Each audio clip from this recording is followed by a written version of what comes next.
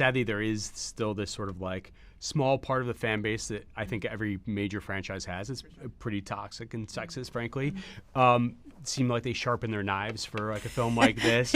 Is there like does that put a chip on your shoulder at all? Is there part of it where you guys are like, or even like part of Marvel that kind of wants to like shed those what did Sam Jackson call them, the incel dudes who hate strong women? You know what's so funny? For me personally, no. Making these movies, you just have so much to do, and there's so much you have to pay attention to, and if you add that as well, it just becomes a really unnecessary distraction. So I mostly, when I think about fandom, I engage with the part of it that interested me when I was younger and made me want to make this, which was like the part of people coming together to love something. So for us, it was like, how can we make the best movie possible? How can we do something different? How can we have fun? Those are really the things we were thinking about.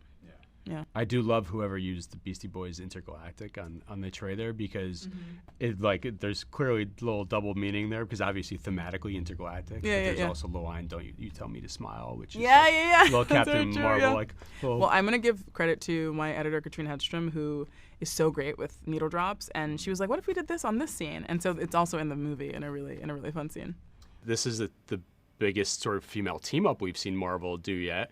Is the vibe or is the dynamic like different on set at all? And when you have like three women in the leads, and also as the villain versus like an old school superhero movie where those were sort of traditionally mostly men in those roles?